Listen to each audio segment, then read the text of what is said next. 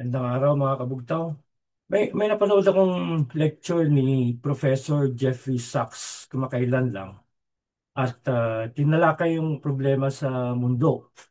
Yung sa Gaza, yung sa Ukraine, yung nakapintong giyera dito sa Asia, yung kahirapan, kagutuman, ah, yung climate change. Ang dami, halos lahat ng problema sa mundo at pinapaliwanag niya kung bakit ganito at nagkaganito. At habang pinapaliwanag niya, para bagang pinapaliwanag niya rin bakit nagkaganito ang Pilipinas ngayon.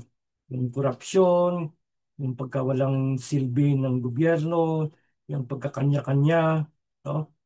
At sabi niya, sa lahat ng mga problemang ito, ang ugat nito ay hindi financial, hindi economic, hindi political, kundi moral collapse. Nag-collapse ang moralidad ng sangkatauhan, no?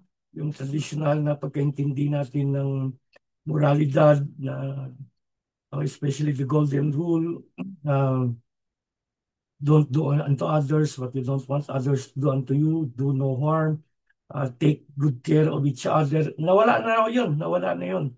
At maraming dahilan bakit ah, nangyari yun. No? Simula nung pangalawang pandigmaan, pandaigdig, no? Yung nangyari doon sa Germany, yung Holocaust, yung sa mga concentration camp. Before Second World War, no? Religiosity, God, man is good, those concepts were prevalent. Then, nung nangyari yung Second World War, milyon yung namatay, milyon yung pinatay, no? Humanity lost trust in the concept that man is good or in even religiosity, wala na. Kaya nga, pagkatapos ng Second World War, 1950s, doon din naisilang din yung mga philosophical thoughts tulad ng existentialism, yung mga pessimism. Although pessimism dates back as early as the Greeks, no? Pero doon na, then industrialization, information, no? Even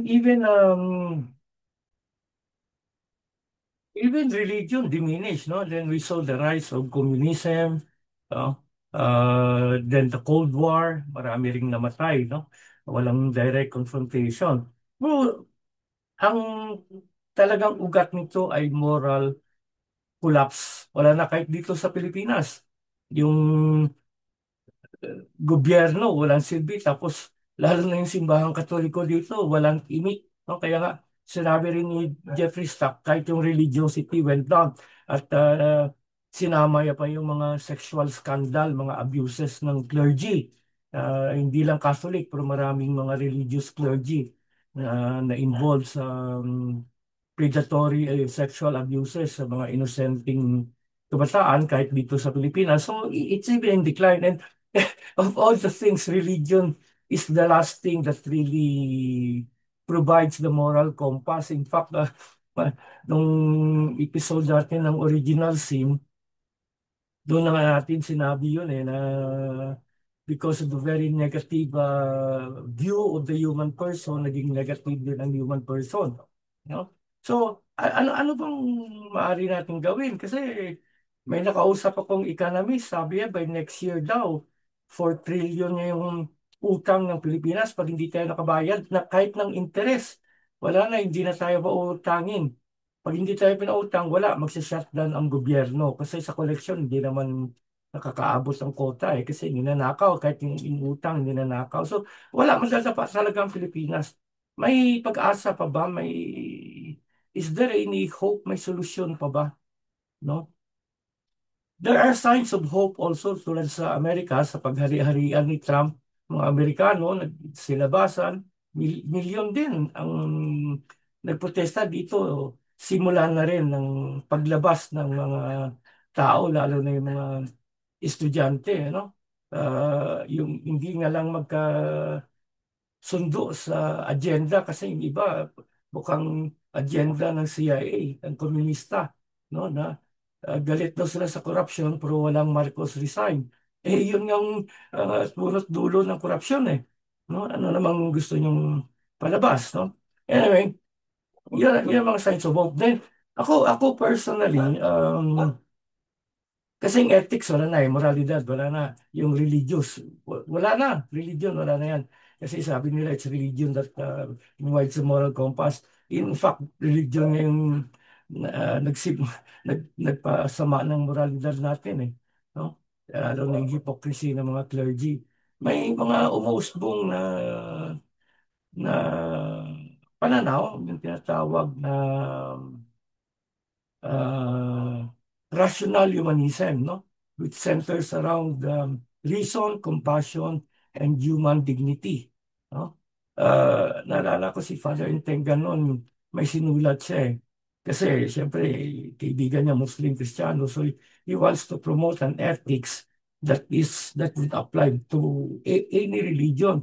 Ang tawag niya doon, secular ethics, parang rational humanism din. No? Na nagbibigay halaga sa compassion, no? Sa reason and human dignity. Kahit yun na lang, human dignity, ang dignidad ng tao. There's no human dignity sa mga nagugutom, sa bumabaha, no? Sa mga nagnanakaw, no? Kung yan ay promote natin halimbawa sa mga school na we are a being of dignity instead of being of original sin, bata pa lang ma-incorporate na yan, no? Na ako ay may dignidad, kaya hindi ako magnanakaw, kaya hindi ako mananakit ng kapwa, kaya hindi ako magsisinungaling, kaya hindi ako manluloko kasi ako ay isang taong may dignidad. Mas okay yan kaysa sa ako'y makasalanan, original sin, no, very negative outlook. Hindi pa naman huli ang lahat. Pero ano lang ako, nagulat lang ako sa sinabi ni Professor Jeffrey Sachs na lahat do ito hindi ang ugat ay hindi economics, hindi politics, no? Kundi moral collapse, nag-collapse na, no?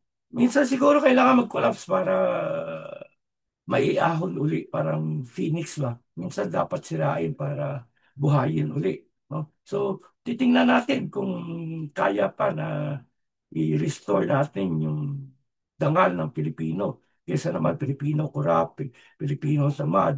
No? Pilipino may dangal, Pilipino masipag, Pilipino ay tapat. Yan ang isigaw din natin sa rally, mga rally, no? Yung ating dignidad.